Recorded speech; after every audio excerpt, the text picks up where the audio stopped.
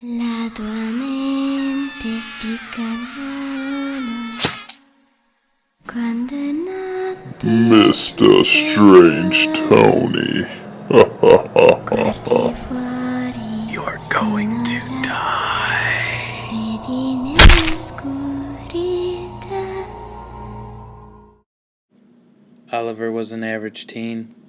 He would stay up late, hang out with friends, and go out to drink every now and then. It was all fun and games, until he eventually got tired of doing nothing. He decided he would start something productive. A job, he thought, would be the best choice. He always enjoyed helping out with other people in his community, so he wanted to do something that could be local. There was an elderly couple, around the age of 60 or so, who needed help with raking leaves off their lawn. When they asked him if he could help, he immediately said yes. They told him he could start tomorrow around 5 p.m. Oliver was incredibly excited about this. He was finally doing something productive that would help out with locals. So, at 5, he arrived. They had given him a rake upon his arrival, and thanked him dearly for doing this. They left soon after, for the wife's sister's birthday party. Their lawn was quite large, and because of this, there were many leaves. He had a garbage bag with him, in which he would collect the leaves. Around half an hour into raking the leaves, he noticed something at the far end of their lawn. A scarecrow. He didn't mind it at first, but as he got closer, he felt uneasy. It didn't look like an ordinary scarecrow. It had a leather jacket on, torn up jeans, shoes, but no hat. It looked incredibly realistic, and he would have gotten rid of it. However, he ignored it and assumed it was made by the elderly couple. Around 8:30 p.m., the couple had come home. They thanked him, gave him $20. He was just about to leave when he asked, "Hey, where did you get that scarecrow? It's pretty creepy." They looked at him puzzled.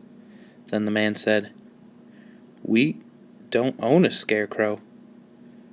They looked all around and noticed nothing. The scarecrow had vanished. This made Oliver's stomach churn, but they shook it off. They thanked him and said goodbye, and went inside. 2 days later, he was asked to work again. He went at the same time and began raking. That's when he noticed the scarecrow again. But this time, it was different. It was incredibly closer to the house, and had formed a large grin across its face. Luckily, there wasn't any leaves next to it, so Oliver didn't need to go over. At 6, he was done, so they thanked him again.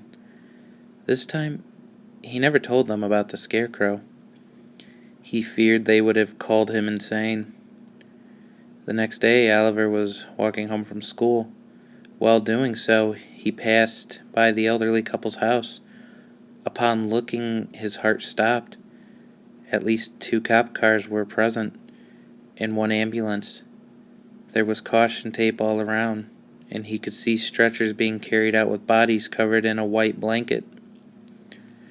He ran up to an officer and asked what happened. He was told that the couple were brutally murdered and mutilated last night, and asked him if he noticed anything strange. Oliver was speechless. His voice was quiet as he told them about him raking leaves and described the scarecrow. They all looked at him as he mentioned the black leather jacket that it was wearing.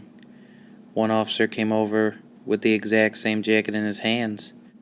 The officer asked Oliver if this was the jacket that it was wearing, in which he answered yes. The officer holding the jacket put it in the back of one of the police cars and began to explain what may have happened. As it turns out, there was a serial killer on the loose. He would go to small local towns and did his tasks. He He was spotted a few times, wearing a leather jacket. Now that he had left it, they could now find out who he was. They thanked Oliver for explaining what he experienced, and he walked back home. When Oliver arrived home, he found a note on his bedroom door. His parents were gone out for the weekend and had left some food and money for him. They would be back Sunday. Oliver never left his house that day. He left all windows and doors locked and would only have a friend or two over instead of going outside.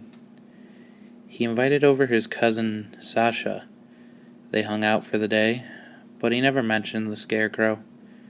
At around 10:30, she left to go home. Oliver watched movies and played video games for the rest of the night until about 1:30, in which he fell asleep. He was too tired to walk upstairs to his bedroom, so he slept on the couch in the living room. At 4 in the morning, he woke up to the wind coming in from one of the windows in the living room.